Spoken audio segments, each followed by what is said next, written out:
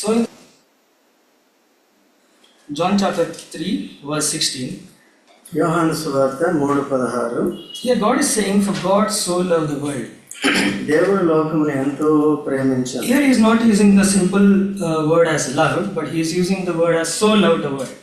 ఇక్కడ లోకమును ఎంతో ప్రేమించిన అనేది సామాన్యమైన మాట, అయితే ఇక్కడ ఎంతో ప్రేమించడం అనేది గొప్ప మాట. You know why God loves so the world? ఎందుకు దేవుడు లోకాన్ని ఎంతో ప్రేమించాడు? Because God has created this world with his own hands. ఎందుకంటే దేవుడు తానే ఈ లోకాన్ని సృష్టించాడు కనుక. Not only that, but whatever man needs in this world, he has created that before he created a man. అయితే మనిషికి కావలసినన్ని మనిషిని సృష్టించక ముందే ప్రకృతిలో కావలసినవన్నీ కూడా దేవుడు సృష్టించాడు. There is no need to love. There is no need for God to love the world.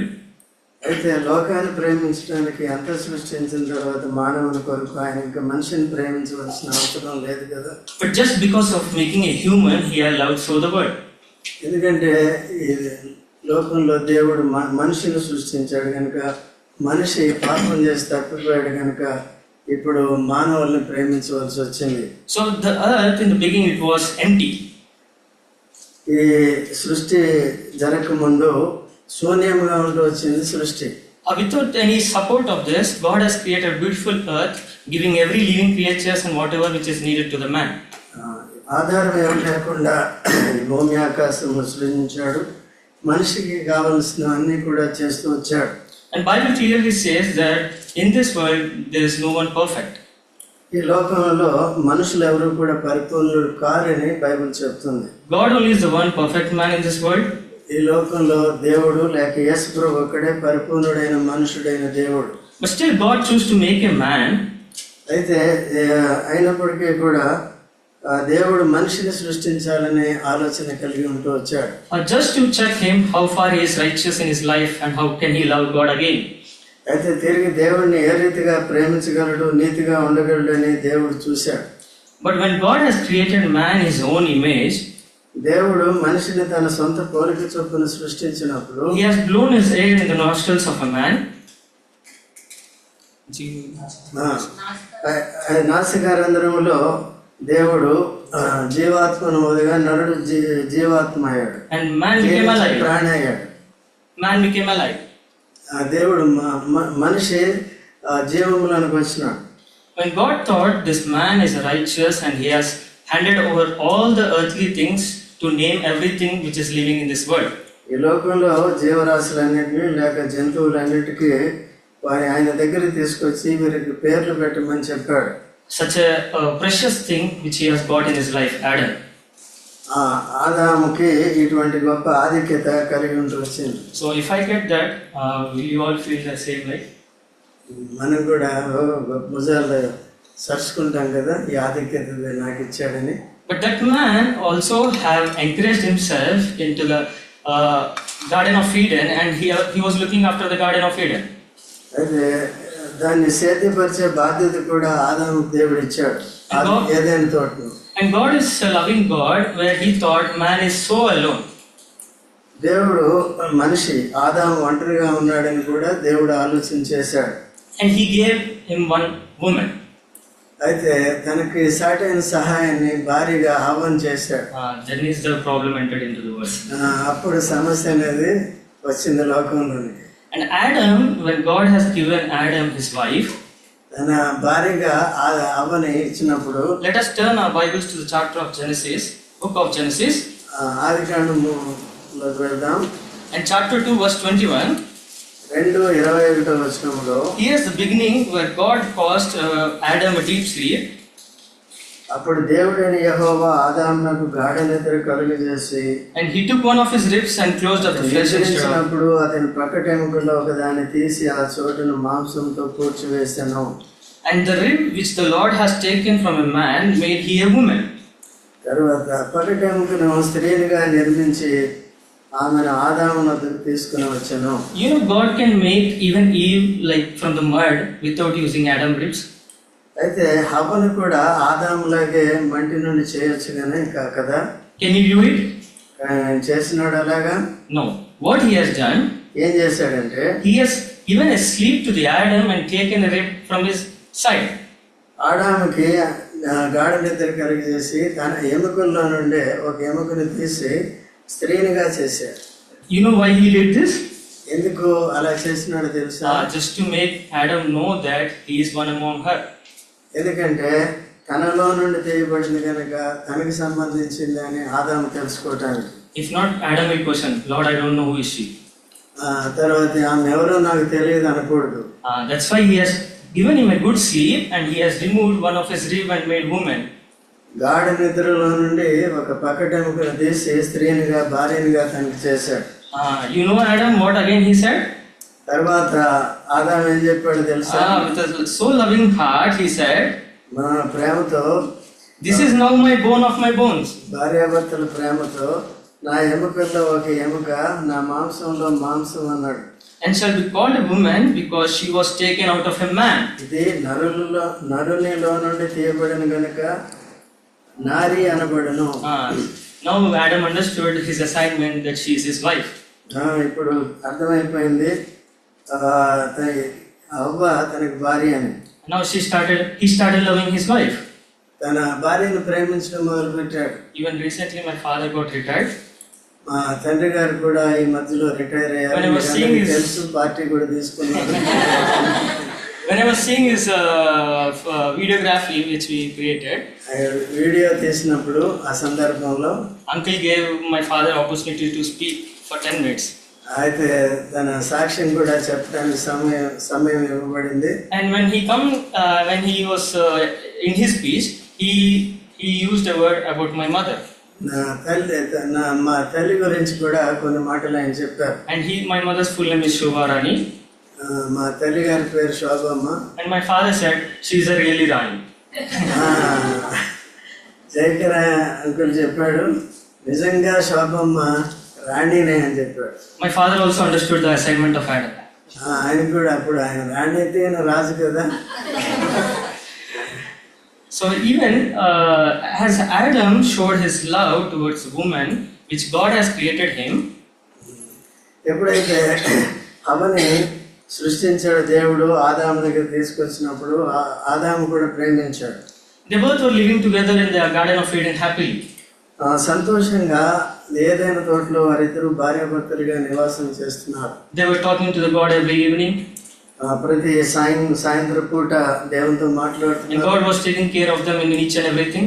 ప్రతి విషయంలో కూడా దేవుడు శ్రద్ధ వహిస్తున్నాడు వారి విషయంలో. But one fine day a mistake happened with the Eve. అయితే ఒక రోజు ఏమైందంటే హవ్వతో ప్రాబ్లం వచ్చింది. What is that problem? We all know. తెలుసు కదా మనందరికీ ఏంటో సమస్య. She went to the tree which God has commanded not to eat. సాతానున్న చెట్టు దగ్గరికి, దేవుడు వద్దన్న చెట్టు దగ్గరికి, మంచి చెట్టులు తెలియనిచ్చే వృక్ష ఫలానికి దగ్గరికి వెళ్ళింది. Don't you think that even Eve knows that she should not go to the tree? అయితే అవ్వ కూడా అక్కడికి వెళ్ళకూడదనే సంగతి తెలియదు అనుకుంటున్నారా? She knows. తెలుసు. Because when serpent asked her, she has replied that God has asked us not to go to the tree.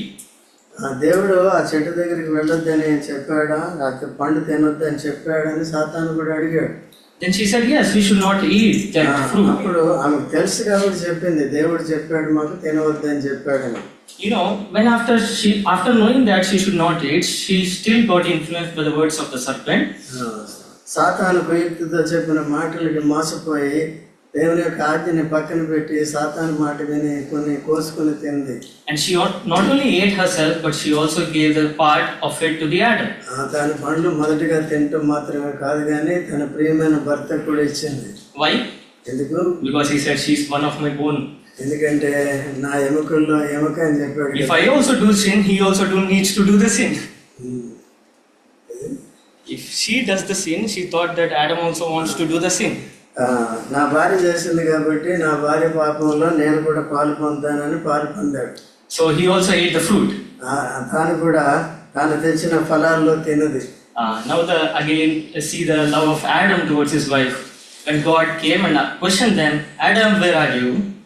ఆదాము వచ్చి నీవు ఎక్కడున్నావని సల్లపూట్లు అడిగినప్పుడు God doesn't know. Do you think God doesn't know where the Adam and the Eve are living?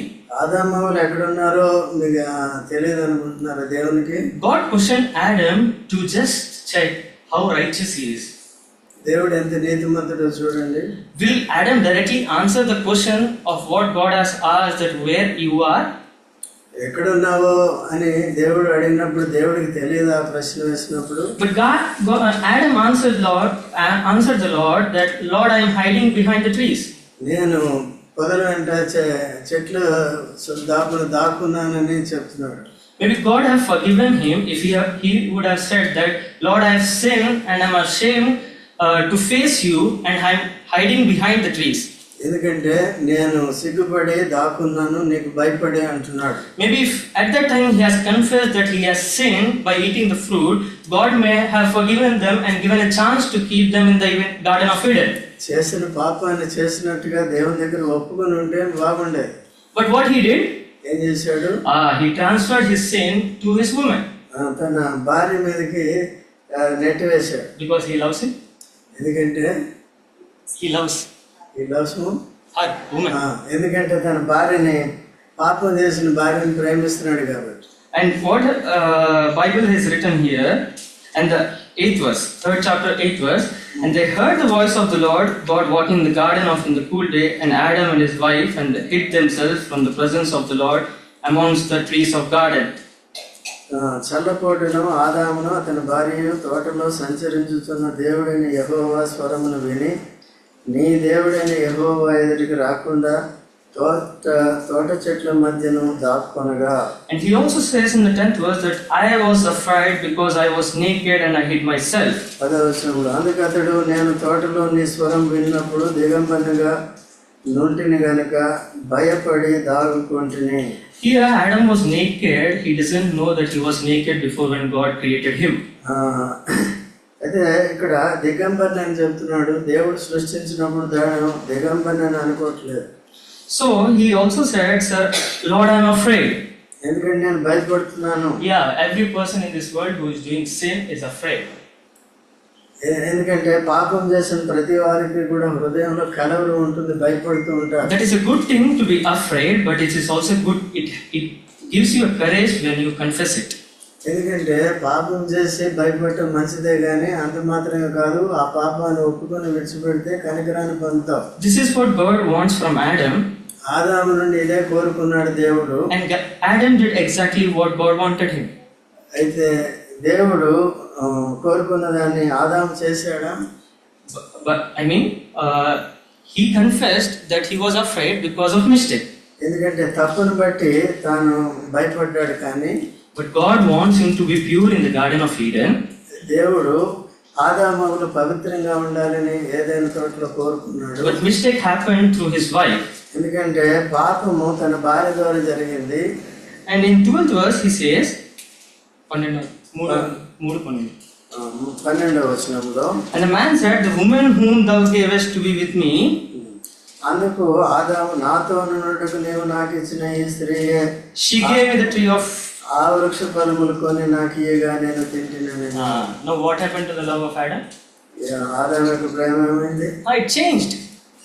మారిపోయింది. Because ఎందుకంటే the mistake has happened not directly through him, but it happened through his wife. ఎందుకంటే దేవుడు వచ్చి ప్రశ్నించినప్పుడు అప్పుడు నెట్టేశాడు. ఇది నేను చేసింది కాదు, నా భార్య చేసింది, నువ్వే ఇచ్చినావు నాతో ఉండటానికి, ఆమె చేసింది. But before was he saying, she's my bone. అంతకుముందు ఏం చెప్పాడు? నా ఎముకల్లో ఎముక, మాంసంలో మాంసము. But here what he has done, he has just shifted the mistake of the sin which he has done. He has shifted that sin on his wife. ఇప్పుడు పాపం చేసిన తర్వాత ఆమెను వేరుగా చూపిస్తున్నాడు దేవునికి. Do you think there's a mistake only in Eve? Do you think the mistake is only of the Eve? అయితే హవ్వదేనా ఈ పాపము? No, I feel. నేను అనుకుంటున్నాను. And even some, if you read the upper verse, even there is a mistake of Adam too. ఎందుకంటే ఆదాము తప్పు కూడా ఇక్కడ ఉంది. What the responsibility God has given him? అయితే తనకిచ్చిన బాధ్యత ఏంటి దేవుడు ఆదాముకి? To guard. ఎందుకంటే కాపాడాలి, కాయాలి. Not only the Eden of garden, but also his wife. తన భార్యను కూడా కాపాడాలి ఏదైనా తోటతో పాటు. When these two people were living together in the Garden of Eden, they were living, and when she has passed far or she has gone away from her, he has to question his wife, "Where are you?" ఎందుకంటే వారిద్దరూ కలిసి ఉండగా ఆయన వదిలేసి తాను ఒంటరిగా వెళ్ళిపోయినప్పుడు తాను చూడాలి కదా, అడగాలి కదా, ఎక్కడికి వెళ్తున్నావు ఏంటి. But he didn't question that, but instead he ate the food which she has given. ఎందుకంటే అడగలేదు మాత్రమే కాకుండా తెచ్చిన పండు కూడా తినేసింది. ఏం పండు, ఎక్కడి నుంచి తెచ్చావు ఏంటనే సంగతి కూడా అడగకుండా తినేసింది. He has taken part in everything, but when it came to the sin, when it came to the part of punishment, he has shifted that on his wife completely. ఎందుకంటే దేవుడు వచ్చి ప్రశ్నించినప్పుడు, లెక్క అడిగినప్పుడు ఆ తప్పుని తన భార్య మీదకి పూర్తిగా నెట్టేశాడు. Do you think it is right? అది కరెక్ట్ అనుకుంటున్నారా, సరే అనుకుంటున్నారా? It might be right, but also it is also wrong. అయితే కొద్దిగా కరెక్ట్ అయినప్పటికీ కూడా కొంత తప్పే. When you have taken part in sin, never say that I haven't done this. When you take part in the sin, never say that I haven't done this. ఎప్పుడైనా ఇతరుల తప్పుల్లో పాపాల్లో మనం పాలిభాగస్తులు అయినప్పుడు దాన్ని కూడా మనం ఒప్పుకోవాలి, తప్పు పెట్టుకోకూడదు. Because you have participated in that part. ఎందుకంటే ఆ పాపంలో నువ్వు కూడా పాలిభాగస్తుడు. Here we have seen a small scripture which we already know, that how Adam loved his wife and also how he hated his wife. అయితే తన భార్యను ఏ రీతిగా ప్రేమించాడు, ఏ రీతిగా ద్వేషించాడు అనే విషయాలన్నీ కూడా మనకి ఇక్కడ కనబడుతున్నాయి. He is the first Adam of this world. ఈ లోకంలో మొట్టమొదటి ఆదాము. And there's a man who is the last Adam. There is a man who is last Adam. ఇంకా దేవకుమారుడు మానవుడుగా యేసుక్రీస్తు ప్రభు కడపటి ఆదాముగా వచ్చాడు. You know what he has done for you? ఏం చేశాడో మీ కొరకు తెలుసా? Yeah, he has died for you on the cross of Calvary. ఆయన మన పాపముల కొరకు చనిపోయినాడు. But this man Adam has shifted the sin to his wife, but the heavenly or the last Adam haven't shifted the sin on a man, but he took upon himself on the cross of Calvary. ఆదాము అయితే తన పాపాన్ని తన భార్య మీదకి మోపినప్పటికీ యేసుక్రీస్తు ప్రభు అయితే మనందరి పాపాన్ని తన మీద వేసుకున్నాడు. Don't you think he is worthy to be praised because he has taken the sin on himself instead of shifting it onto you? ఎందుకంటే మన పాప మరణ శిక్షని తన మీద వేసుకున్నప్పుడు మనం ఆయన స్తుతించబద్దులం కాదా? You know, when did God love you so much? దేవుడు నిన్ను ఎప్పుడు ఇంతగా ప్రేమించాడు? While we were yet sinners, Bible says in Romans chapter 5వ అధ్యాయంలో రోమీయులకు రాసిన పత్రికలో మనం ఇంకనూ పాపులమైనగా 9వ వచనం, ఇంకనూ పాపులమైనగా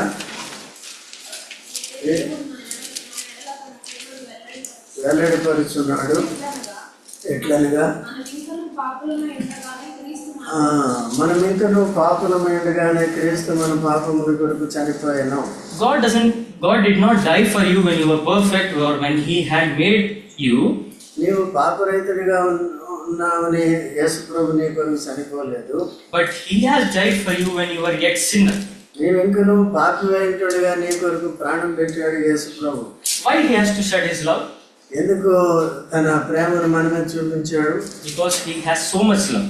ఎందుకంటే ఎంతో గొప్ప ప్రేమ ఉంది. That's why in John chapter 3:16 it says, for God so loved the world. అందుకనే దేవుడు లోకము ఎంతో ప్రేమించాడనే మాట ఉంటుంది. In world you can see or cannot see that a man dying for a man, a rare case.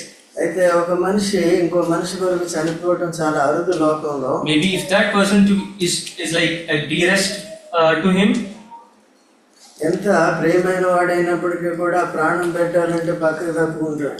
And there's no situation in the world that someone is died for someone because he is good. ఎందుకంటే మంచివాని కొరకు ఇది మంచివాడు కాబట్టి ప్రాణం పెట్టాడని కూడా ఏం చెప్పలేము. Because no one is good. ఎవరు కూడా మంచివారు కాదు కదా. But this man, the heavenly or the last Adam, has died for you when you were yet sinner. ఎందుకంటే కడపటి ఆదాము మనం ఇంకనూ పాపులమైనగా మన కొరకు ప్రాణం పెట్టాడు. This is why we have to worship him.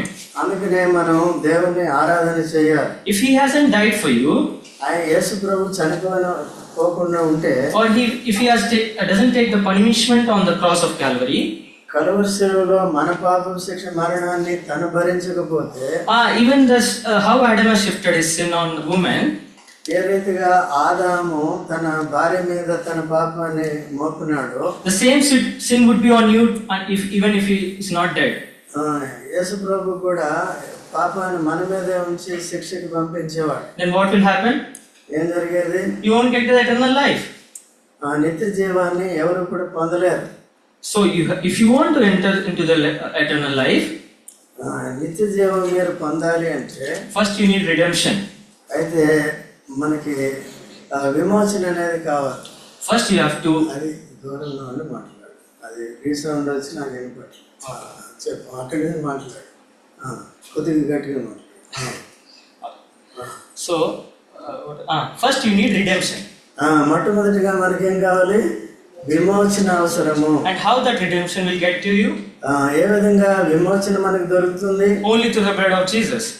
యేసుక్రీస్తు ప్రభు రక్తం ద్వారా మాత్రమే దొరుకుతుంది. Even in Bible he says, బైబిల్లో చెప్పబడింది, no one can enter into heaven except through me. ఇదిగా నా ద్వారా తప్ప ఎవరు పరలోక రాజ్యము చేరుకోరని యేసు ప్రభు చెప్తున్నాడు. You know why he meant that? ఎందుకు ఆ విధంగా చెప్తున్నాడు? Because he is the only perfect person in this world who came in the man of God. ఎందుకంటే యేసు ప్రభు ఒక్కడే పరిపూర్ణుడైన మానవుడు, పరిశుద్ధుడు కాబట్టి. He has no sin. ఆయనలో పాపం లేదు. He has no mark on his life. ఎటువంటి మచ్చలు డాగులు లేవు. He has lived the life according to the God whom he has sent.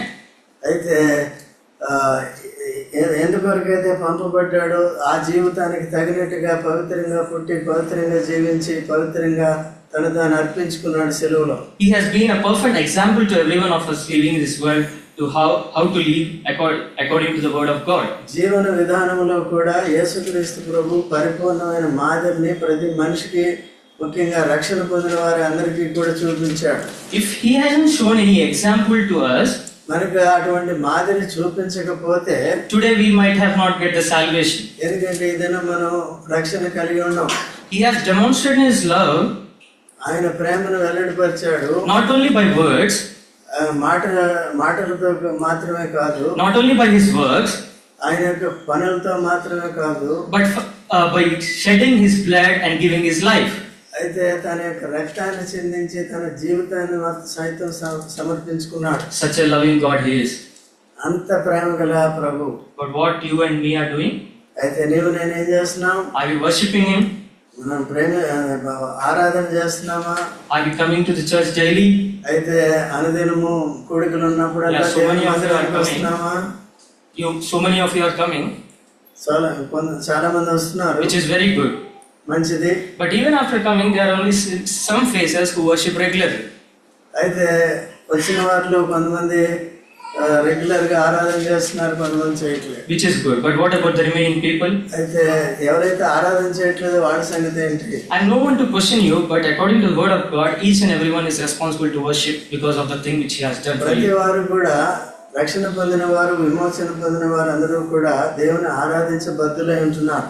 Here in Adam chapter, in Adam situation, we have seen how he has loved his wife and also how he has shifted his sin. ఆదాము విషయంలో మనం చూస్తూ వచ్చాము, ఏ విధంగా ప్రేమించాడు హవ్వని, తర్వాత పాపం చేసిన తర్వాత దేవుడు అడిగినప్పుడు ఆ పాపాన్ని, ఆ తప్పుని భార్య మీద మోపినాడు. But there's a man in the Bible also in the Old Testament. పాత నిబంధనలో ఒక మనుషుడు ఉన్నాడు. His name is Hosea. ఆయన పేరు హోషేయ. He's a very famous prophet in those days of Israel. ఆ దినాల్లో హోషేయ చాలా పరిచయమైన ప్రవక్త.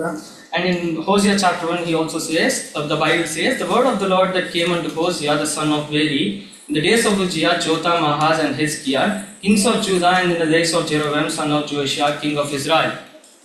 మొదటి అధ్యాయం మొదటి వచనంలో ఉజ్జియా, యోతాము, ఆహాజు, హిజ్కియా అనే యోధా రాజుల దినములలోను యెహోయాషు కుమారుడైన యెరొబాము అనే ఇశ్రాయేలు దినముల్లోను దయరి కుమారుడైన హోషేయకు ప్రత్యక్షమైన వాక్కు. So this first verse already says that how much famous the Hosea prophet is. హోషేయ ప్రవక్త మిగిలిన రాజుల దినాల్లో, ప్రవక్తల ఆ దినాల్లో ఉన్నాడు కాబట్టి ఎంత ప్రాముఖ్యమైన వాడు అర్థమవుతుంది. Do you know that his assignment in this world? Funny into you. Do you know the assignment which God has given Hosea? హోషేయాకి ఇచ్చిన బాధ్యత ఏంటో తెలుసా? One, he has to prophesy to the Israelites. ఒకటి, ఇశ్రాయేలుకి ప్రవచనాలు చెప్పాలి. He has to set right the Israelites. ఆయన ఇశ్రాయేలుని సరిచేయాలి. And not only that, he has to guard his family. ఎందుకంటే తన కుటుంబాన్ని కూడా కాపాడుకోవాలి. You know, this is the most embarrassing thing which has happened in Hosea's life. ఎందుకంటే ఈ యొక్క హోషేయ జీవితంలో ఒక ఘటన జరిగింది. You know, you all know what is that. ఏంటో తెలుసా మీకు? God asked Hosea to marry a prostitute. ఎందుకంటే ఒక వ్యభిచారిణిని పెళ్లి చేసుకోమని దేవుడు హోషేయాకు చెప్పాడు. Oh, such a shameful thing in Hosea's life. Such a shameful thing in Hosea's life. అది చాలా అవమానకరమైన పరిస్థితి. Because Hosea was a prophet, prophesying Israelites, ruling Israelites, when there was no king, and when it is a situation when Israelites has departed from the way of God and worshipping the idolatries. అయితే హోషేయ ఎంతో మంచివాడు, పవిత్రుడైన వాడు, ప్రవక్తగా ఉన్నాడు. అయితే వాళ్ళు ఇశ్రాయేల్ అందరూ కూడా విగ్రహారాధన చేసి ఆత్మీయ వ్యభిచారులు అయిపోయారు కనుక ఆ మాదిరిని చూపించడానికి దాన్ని వ్యభిచారణ చేసుకోమని దేవుడు హోషేయాకు చెప్పాడు. This was a very difficult time because he's also ruling Israelites that you should not be like that, but he also got an assignment saying that you have to marry a prostitute. ఎందుకంటే నువ్వు దీన్ని అంతటిని చూపించడానికి ఇశ్రాయేల్కి, వ్యభిచారులైన ఇశ్రాయేల్కి నీవు ఒక వ్యభిచారిణిని పెళ్లి చేసుకోవాలి. In the Exodus chapter 20 we have got a commandment that there should be no other God than the God of Israelites. నిర్గమకాండంలో 20వ అధ్యాయంలో మొదటి, నేను తప్ప మీకు వేరొక దేవుడు ఉండకూడదు, ఏ విగ్రహాన్ని కూడా చేసుకోకూడదు. But these people have turned their ways. అయితే ఈ ఇశ్రాయేలీలు తమ మార్గాన్ని మార్చుకుని They have started worshipping the idolatry, అయితే విగ్రహాలను వాళ్ళు సేవించడం మొదలు పెట్టారు, which is also known as a spiritual adultery. అది దాన్నే ఆత్మ సంబంధమైన వ్యభిచారము. But when God asked Hosea to marry Gomer, గోమెర్ని పెళ్లి చేసుకోమని దేవుడు హోషేయాకు చెప్పినప్పుడు he obeyed his word. దేవుని యొక్క మాటలకు విధేయత చూపించాడు. He didn't turn back saying that, Lord, I'm already famous in the Israelites ruling these people, then how can I marry a prostitute? అయితే వీళ్ళందరి మధ్యలో నేను చాలా పరిచయం వాడిని, పేరు ప్రఖ్యాతులు కలిగిన వాడిని, మంచి ప్రవక్తని, ఒక వ్యభిచారిని నేను ఎలా పెళ్లి చేసుకుంటాను? What will the people think, and when will they hear my voice if I marry her? What will people think? నేను వ్యభిచారిని పెళ్లి చేసుకుంటే ప్రజలు ఏమనుకుంటారు? Oh, my master also turned his ways. హోషేయ కూడా తన జీవితంలో తప్పిపోయాడేమో. హోషేయ కూడా తప్పు చేశాడేమో, అందుకనే దేవుడు ఈ శిక్ష పెట్టాడు, వ్యభిచారణ చేసుకోమని దేవుడు చెప్పాడని మనుషులు అనుకుంటారేమో. But did he thought like that? అలాగే అనుకున్నాడా? No, he directly married Gomer. అయితే గోమెర్ని పెళ్లి చేసుకున్నాడు, వ్యభిచారణ. And not only married, పెళ్లి చేసుకోవడం మాత్రమే కాదు, he was also blessed with the children. అయితే పిల్లలు కూడా పుట్టారు. There were one son, first son, second daughter and third son. అయితే ఒకటి మొదటిగా కుమారుడు, రెండవదిగా కుమార్తె, మూడవదిగా కుమారుడు. Even these three names have different meanings. ఈ మూడు పేర్లు కూడా వేరు వేరు అర్థాలు కలిగి ఉన్నాయి. But this meaning will change in the chapter 2 also. అయితే ఈ అర్థాలు రెండవ అధ్యాయంలో మారిపోతూ ఉంటాయి. In first chapter, Jezreel means మొదటి అధ్యాయంలో జెజ్రీల్ అంటే God scatters. Jezreel, 4th verse. 4వ వచనం యెజ్రెయేల్ అని పేరు పెట్టాడు. యెజ్రెయేల్ అంటే God scatters. దేవుడు చెదరగొట్టేవాడు. And the second name is రెండవ పేరు Lo Ruhamah, which means లోరుహామా, which means దాని అర్థము no mercy. కనికరం లేదు. And third name is Lo Ami, లో అమ్మి, which means దాని అర్థము not my people. నా ప్రజలు కాదు. You know, God has asked Gomer to marry, and he also blessed with the 3 children. అయితే ప్రవక్త అయిన హోషేకి గోమెర్ని పెళ్లి చేసుకున్న తర్వాత ముగ్గురు పిల్లలు పుట్టినాక And these are the names which God have asked Hosea to keep. హోషేకి ఈ పేర్లు వాడికి పెట్టమని చెప్పాడు. And this is the meaning of the Israelites in those days, how they are living. అయితే దీని అర్థం ఏం తెలియజేస్తుందంటే ఇశ్రాయేల్ ఏ రీతిగా అక్కడ జీవిస్తున్నారు Adinala, in those days. అదే నాన్న. But still, God asked to marry Gomer. He married. అయితే దేవుడు చెప్పాడు కాబట్టి పెళ్లి చేసుకున్నాడు. And the life was going good. జీవితం చాలా బాగానే ఉంది. They were staying together, and Hosea was doing his work. అయితే హోషేయ తన పని చేసుకుంటున్నాడు, భార్యాభర్తలుగా బాగానే ఉన్నారు, పిల్లలు కూడా కంటున్నారు. But one fine day in the third chapter, అయితే 3వ అధ్యాయంలో ఒక రోజు and some other situation came again. అయితే ఇంకొక పరిస్థితి చోటు చేసుకుంది. And Gomer have left him. గోమెరు విడిచిపెట్టింది. So God is saying, go and remarry her. అయితే దేవుడు చెప్తున్నాడు తిరిగి వెళ్ళి పెళ్లి చేసుకోతానన్నాడు. Do you think how embarrassing his life was? First of all, he asked him to marry a prostitute. మొట్టమొదటిగా ఒక వ్యభిచారిని పెళ్లి చేసుకోమన్నాడు. And secondly, he is also asking the man to marry her again. అయితే రెండోసారి ఏమన్నాడు, విడిచిపెట్టిన భార్యను మళ్ళీ చేసుకో. Oh, it's very difficult for everyone. అందుకే లోకరీతిగా మనందరికీ కూడా కష్టం అది. But here, Hosea is obeying to the word of the Lord. ఎందుకంటే ఇక్కడ దేవుని మాటకి విధేయత చూపిస్తున్నాడు దేవుని సేవకుడు. Because God wants to reveal His love through this situation. ఎందుకంటే ఈ పరిస్థితి ద్వారా దేవుడు తన ప్రేమను చూపించబోతున్నాడు. Not only to the Israelites in those days, but to us in these days. ఆ దినాల్లో ఇశ్రాయేలుకి మాత్రమే కాదు కానీ మనకు కూడా. He's also showing love to us in these days. ఈ దినాల్లో మనకు కూడా చూపిస్తున్నాడు. And here, Hosea might have felt bad that, Lord, why are you asking me to remarry? ఎందుకు నన్ను తిరిగి పెళ్లి చేసుకోమని విడిచిపెట్టినామని. Because I already married a person who is not right in her physical life. ఎందుకంటే తన జీవితంలో వ్యభిచారాన్ని బట్టి సరిగ్గా లేదు కాబట్టి. But still I obeyed your voice when you first said to me. నీ మాట విని నేను పెళ్లి చేసుకున్నాను. But you are asking me again whom she has left me and children and gone into the adultery, again the sin which she was committing earlier. నన్ను పిల్లలను వదిలేసి వెళ్ళిపోయిన స్త్రీని మళ్ళీ పెళ్లి చేసుకోమంటున్నానండి. Lord, do you think this is right? దేవుడిని అడగొచ్చా ఇది నీ కరెక్టే అని, సరైందని. Still, what Hosea did? హోషేయ ఏం చేశాడు తెలుసా? Still he married her. అయినప్పటికీ కూడా తను పెళ్లి చేసుకున్నాడు. But this time he didn't marry her freely. అయితే ఒట్టిగా ఉచితంగా పెళ్లి చేసుకోలేదు కానీ సరే. But he has got an assignment to marry her by paying something. అయితే ఆయనకి ఓలి చెల్లించి పెళ్లి చేసుకున్నాడు. You know why this happened? ఎందుకు ఇది జరిగింది? Because she returned back to the sin where she came from.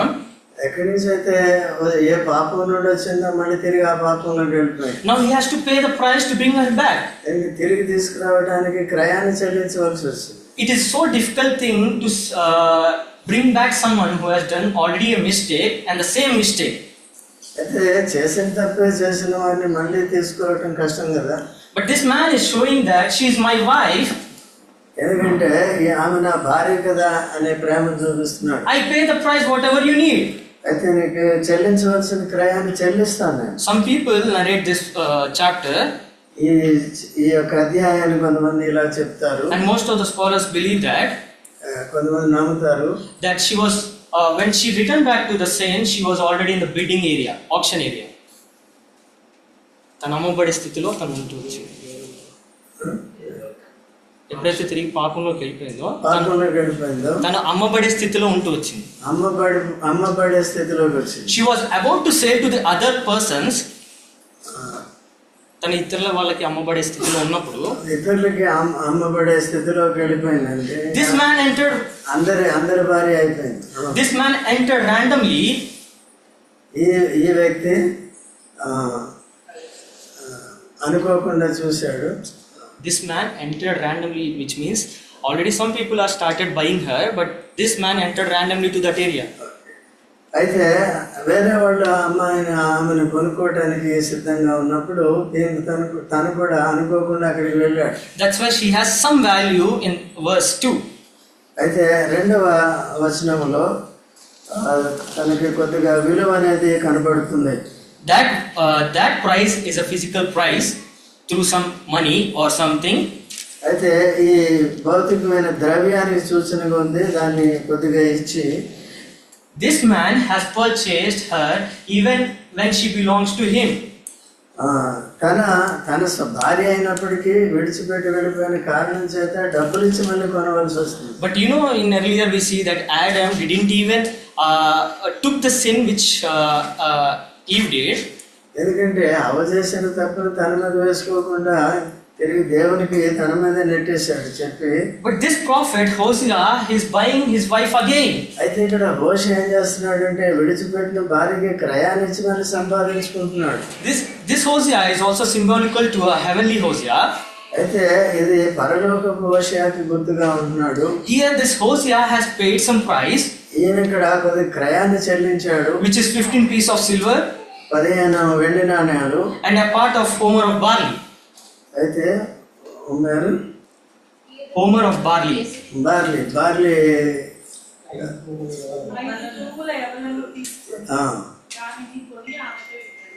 Very good. He has to pay some price which is already yours. He has to pay some price which is already his.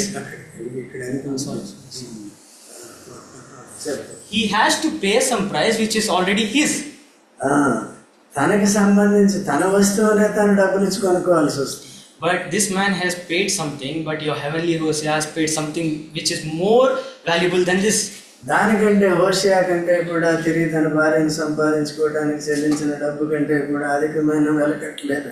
అటువంటి క్రయాన్ని మన కొరకు, నీ కొరకు, నా కొరకు యేసు ప్రభు పరలోకపు హోషేయ చెల్లించాడు. This is a price which is not comparable to anything. అయితే దీన్ని దేంతో కూడా యేసు ప్రభు క్రయాన్ని పోల్చలేము. He has directly given his own son to you. నీ కొరకు, నా కొరకు తన సొంత కుమారుని పంపించినాడు. And he also got the assignment which is so cruel. ఎంత కఠినమైన క్రూరమైన పని చేయమని దేవుడు చెప్పాడంటే that he has died for you. నీవు మనుషులందరి కొరకు ప్రాణం పెట్టాలి, చనిపోవాలని చెప్పాడు దేవుడు యేసు ప్రభు. And he has paid the price which is his own blood. తన సొంత రక్తాన్ని క్రయంగా యేసు ప్రభు మన కొరకు చెల్లించాడు. How difficult is this? ఎంత కష్టతరమైంది. But still he has done for you. అయితే నీ కొరకు, నా కొరకు ఈ కార్యాన్ని చేశాడు. Because our life was like Gomer. అయితే మన జీవితం కూడా గోమెర్ లాగా ఉండేది. Departing from the ways of God. దేవుని యొక్క మార్గాల నుండి తొలగిపోయి, departing from the right path of righteousness. నీతి మార్గం నుండి తొలగిపోయి, wandering into the world. ఈ లోకంలో తిరుగులాడుచు, where it has lusts. ఎక్కడైతే ఇచ్చలు ఉంటున్నాయో. Still God has chosen you from the place where it is dirty, unclean, and he has made you clean. అయితే ఎక్కడ మనం చెడిపోయి ఉన్నామో, పడిపోయి ఉన్నామో, అపవిత్రంగా ఉన్నామో అక్కడి నుంచి విడిపించి కడిగి పవిత్రపరిచాడు. So today what you have to do? మనం ఈ దినం ఏం చేయాలి? Won't you be thankful to the God? దేవునికి కృతజ్ఞత కలిగి ఉండాలి కదా. You have to be, even though it is any crisis, you have to be thankful for God. ప్రతి పరిస్థితుల్లో కూడా దేవుని సన్నిధికి వచ్చి దేవుని మనం ఆరాధించే పద్ధతిలో ఉన్నాం. Because we are not worthy. మనం ఎందుకంటే యోగ్యత లేని వారం కాబట్టి. But still he has made you worthy to worship you. ఆరాధన చేయడానికి యోగ్యులుగా చేశాడు. And there's also a verse which we know in Luke chapter 15 how a prodigal son has come back to his father.